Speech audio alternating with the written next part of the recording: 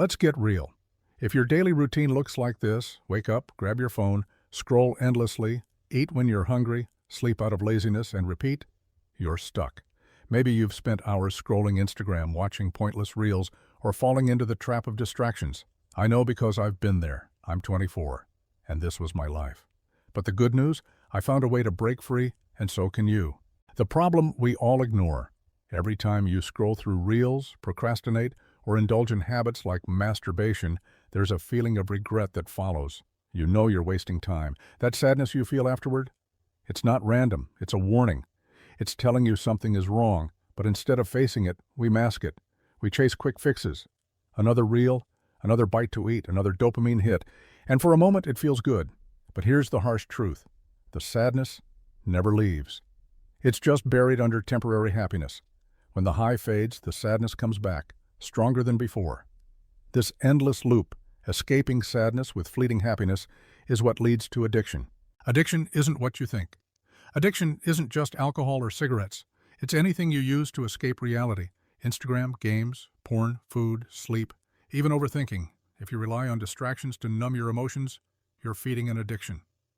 Now you might say, if it makes me happy, what's the harm? The harm is that it's fake happiness.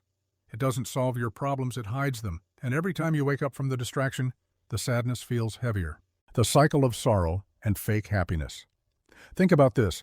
When you feel sad, your first instinct is to chase something that makes you happy, but you're not solving the root cause of your sadness. Instead, you're just putting a temporary patch over it. As soon as that happiness fades, the sadness returns. This is why no matter how much you scroll, binge watch, or indulge in distractions, you always end up feeling worse. You're not escaping your sadness, you're running in circles. Breaking free from the loop. The solution? Stop running. Confront your sorrow head on. Yes, it's uncomfortable, but that discomfort is what will push you to grow. Here's the plan. 1. Stop the escapes. Cut out distractions like Instagram, porn, excessive eating, and mindless scrolling. At first, you'll feel restless, even desperate. That's normal. It's your mind craving the fix you've been giving it for so long. 2. Embrace the fire. When you stop numbing yourself, you'll feel a fire inside, a restlessness, a pressure. Let it burn. That fire will drive you to change. Think of it like a pressure cooker. If you keep releasing the steam, your distractions, the food inside never gets cooked, your growth. Let the pressure build. It's what forces transformation. 3. Turn suffering into strength. Yes, it's painful to sit with your emotions and face your reality, but that pain is the key to freedom. When you stop running from sadness and start confronting it, you'll find clarity. You'll realize that true happiness doesn't come from distractions. It comes from living a meaningful life. 4. Answer the inner voice.